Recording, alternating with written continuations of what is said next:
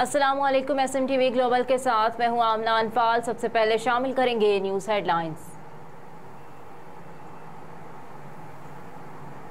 इस्तेहकाम Pakistan party के सरबराह जहांगीर तरीन के भाई आलमगीर तरीन ने खुदकुशी कर ली। पुलिस जराये के मुताबिक आलमगीर तरीन ने पिस्तौल से अपने सर में खुद को गोली मार ली।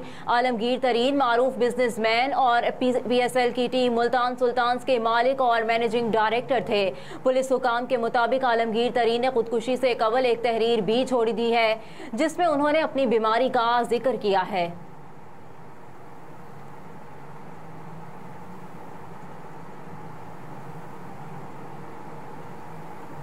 सुप्रीम एपेलेट कोर्ट ने वज़ीर आला गिलगित बल्तिस्तान के इंतखाब के शेड्यूल की मंजूरी दे दी। स्पीकर असम्बली नज़ीर अहमद एडवोकेट ने वज़ीर आला के इंतखाब का नया शेड्यूल सुप्रीम एपेलेट कोर्ट में पेश किया था जिसे अदालत ने मंजूर कर लिया है। शेड्यूल के मुताबिक 13 जुलाई को गिलगित बल्तिस्तान के नए वज़ीर आला के लिए इंतखाब होगा और इसके लिए 12 जुलाई को कागजात नामजदगी दाखिल किए जा सकेंगे।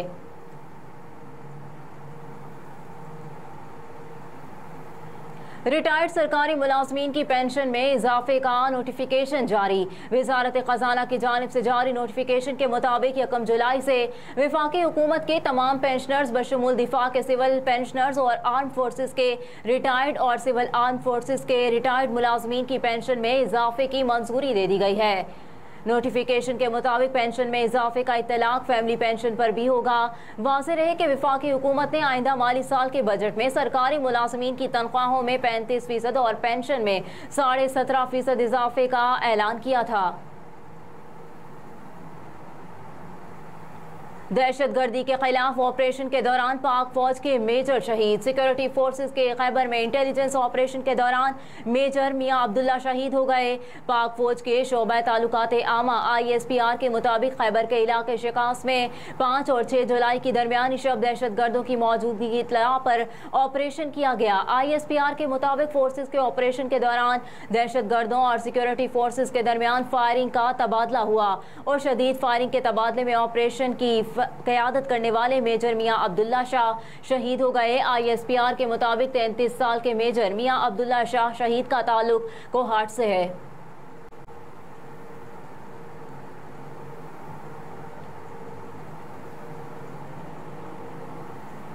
मुल्क को डिफॉल्ट से बचाना था, बड़ी मुश्किल से IMF प्रोग्राम किया। वज़ीर आज़म शहबाज शरीफ का खिताब। बोले कि बड़ी मुश्किल से हमने IMF का प्रोग्राम किया क्योंकि हमें पाकिस्तान को डिफॉल्ट से बचाना था। अब 12 जुलाई को IMF बोर्ड की मीटिंग है, इंशाल्लाह IMF का मुआहिदा होगा। तोरगर में खिताब करते हुए वज़ीर आज़म शहबाज शरीफ ने कहा कि तोरगर के मशरान ने पाकिस्तान के लिए बड़ी कुर्बानियाँ दी हैं और क़याम पाकिस्तान में कबायली इमायदीन का खून शामिल है। इमायदीन और मशरान की कुर्बानियों को नज़रअंदाज नहीं किया जा सकता। वज़ीर आज़म ने मज़ीद कहा कि कोशिशें की जाती हैं तो पाकिस्तान समेत KP सूबा भी बहुत तेज़ी से तरक्की करता, लेकिन गुजरे वक्त पर मातम करने का कोई फ़ायदा नहीं, हमें सबक हासिल करना होगा।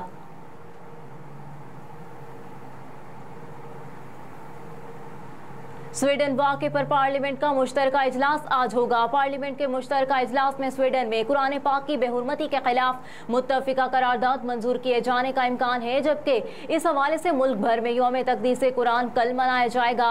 स्वीडन में कुरान पाक की बेहुरमती के वाक़े पर इस्लामी ताउन तंजीम OIC की एग्जीक्यूटिव कमेटी का भी इजलास हुआ था, जिसमें सेक्रेटरी जनरल हसीन इब्राहिम तहा ने जोर दिया था कि तमाम इस्लामी ममालिक कुरान पाक और पैगम्बर इस्लाम की तौहीन के वाक़यात की रोकथाम के लिए इज्तिमाई और ठोस इक़दामात करें।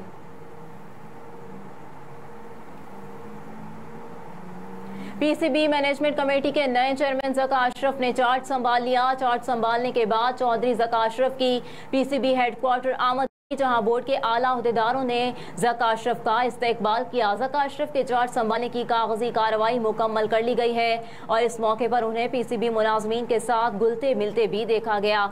ज़का अशरफ आज नई मैनेजमेंट कमेटी के इजलास की सदारत करेंगे।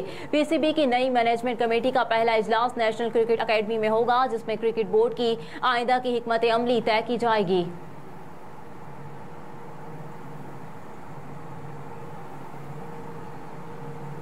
भैंस चोरी के इल्जाम पर झगड़ा, बाप ने जवान बेटे को कत्ल कर दिया। कराची के इलाके मंगोपीर में एक झगड़े के दौरान बाप ने अपने ही बेटे को सर पर लोहे की राड मारकर कत्ल कर दिया।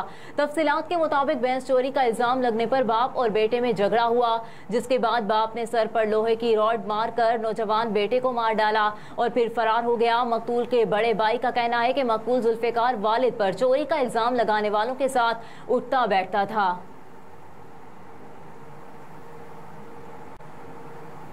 तौहीन इलेक्शन कमीशन केस में फवाद चौधरी के नाकाबिले जमानत वारंट गिरफ्तारी जारी।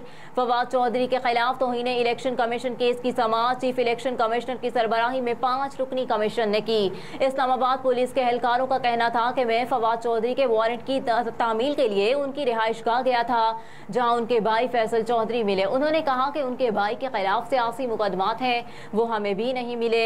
मेंबर इलेक्शन कमीशन का कहना था कि फवाद चौधरी ना खुद आए और ना ही उन्होंने हाजिरी से इस्तिस्ना की दरख्वास्त दी है। फवाद चौधरी के मुआविन वकील ने केस मुलतवी करने की दरख्वास्त और कहा कि हाई कोर्ट में आज इलेक्शन कमीशन के वकील ने दलाइल देने हैं, केस मुलतवी कर दे क्योंकि हाई कोर्ट 1-2 दिन में फैसला कर देगी। इलेक्शन कमीशन ने फवाद चौधरी के मुआविन वकील की इस्तदा मुस्तरद कर दी और फवाद चौधरी के नाकाबिले जमानत वारंट गिरफ्तारी जारी कर दी है। और प्लाट अलॉटमेंट रेफरेंस एहतसाब अदालत ने नवाज शरीफ की बरियत का फैसला जारी कर दिया। एहतसाब अदालत लाहौर ने साबिक वज़ीर-ए-आज़म और मुस्लिम लीग नून के कायद नवाज शरीफ की गैर कानूनी प्लाट अलॉटमेंट रेफरेंस से बरियत का फैसला जारी कर दिया। फैसले में कहा गया है कि रिकॉर्ड बताता है कि नवाज शरीफ को सियासी इंतकाम का निशाना बनाया गया। उस वक्त की हुकूमत ने नैब हुकाम को नवाज शरीफ का सियासी कैरियर तबाह करने पर मजबूर किया। मुल्क के 3 बार के वज़ीर-ए-आज़म नवाज शरीफ की साख को तबाह किया गया। एहतसाब अदालत ने करार दिया है कि रेफरेंस इल्जामात में नवाज शरीफ का किरदार शरीक मुल्जिमों से भी कम है।